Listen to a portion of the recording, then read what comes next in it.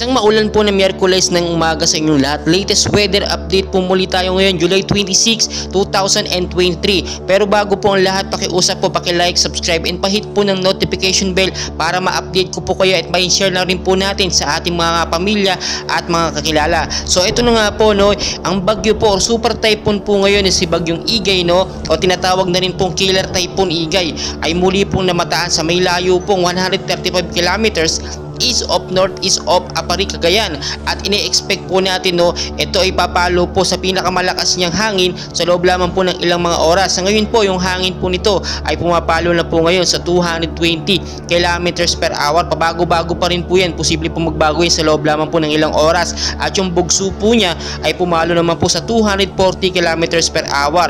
Yung pagkilos po niya masyado na pong mabagal, 15 kilometers per hour po, pa northwestward pa rin po. Inaasahan po pagdating po ng Huwebes ay tatamaan po, bago po siya umalis sa ating Philippine Area of Responsibility, tatamaan po yung Babuyan Island, especially po yung Northern Luzon. Ngayon po nakataas po ang signal number 1 hanggang signal number 5 sa parte po ng Northern Luzon, no? At kung makikita nyo po sa ating live radar, ito po yung pinakamata ng bagyo or Doksuri or si Super Typhoon Igay. Yan po, no, paikot-ikot po siya at talagang pumalo po ngayon sa 220 kilometers per hour. Pwede pong mas lumakas yan o pwede pong mas bumaba pa.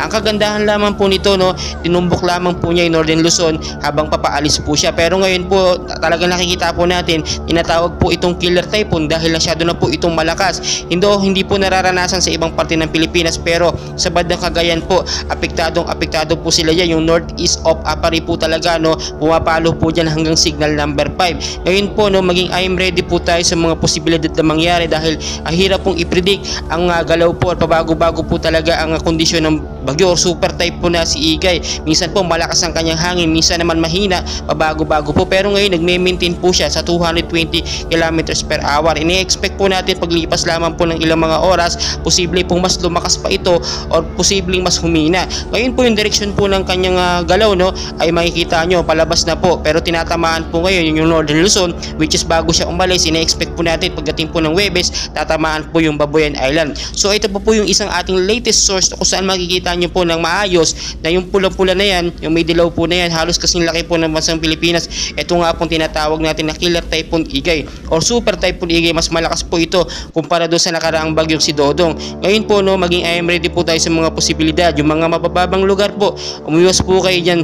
Posible po magkaroon ng pag-landslide kapag nagkaroon po ng patuloy na pag-ulan. Sa mga lugar naman po na matataas, umiwas din po kayo dyan dahil kapag lumambot ang lupa, posible magkaroon ng pag-uho or landslide. Ready na rin po natin yung ating mga typhoon kit, at kapag nagkaroon ng alert sa ating mga community, sa ating lugar ng LGU, pwede po tayong lumikas doon. Patuloy ko po kayong i-update, and please huwag niyo pong kalimutan mag-like and subscribe for more weather updates. Maraming salamat po.